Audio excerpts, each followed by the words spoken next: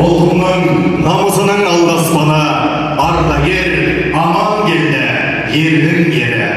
Танытқан сын сағатта тектілігін, жаңғыртқан кең даламда кектің үнін. Ұрпағын мақтан етіп есімімді, түбірім ұлы рух боп жетті бүгін. Армысыздар, қадірлі көрермендер, Елубай Мырзағып атындағы Қостанай облыстық филармониясының маусым ашар концертіне қош келдіңіздер. Бүгінгі Амангелді түбірі атты концертіміз халық батыры, Торғайдағы ұлт азаттық көтерілістің бас сардары Амангелді Имановтың 150 жылдығына арналып отыр. Сахнада Елубай Мырзағып атындағы Қостанай облыстық филармониясының, Назымбек Молдахметов атындағы Қазақ халық аспаптар оркестрі, көркемдік жетекшісі, мәдениет саласының үздігі Батырбек Байназаров, бас дирижері, халықаралық және республикалық байқауларының лауреаты Берік Оразалин.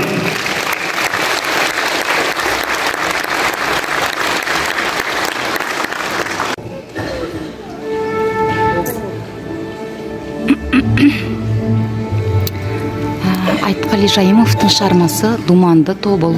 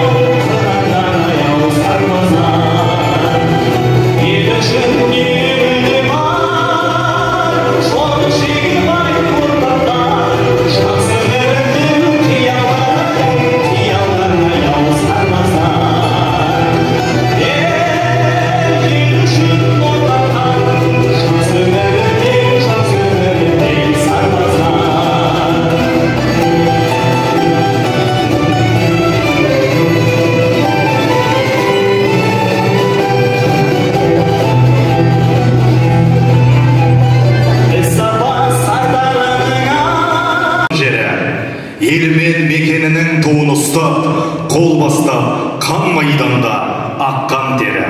Жыралыбы Жамбылдың аузымен айтылған осы бір отты сөздер қазақ даласының әр ауылына тарады. Ауылдың әр баласы Амангелді батыр боламын деп рухтанды. Олай болса, сахнаға мәдениет саласының үздігі Манатбек Кәдіровті баршамыз сүйіп айтқан ауылым әнімен шақырайық.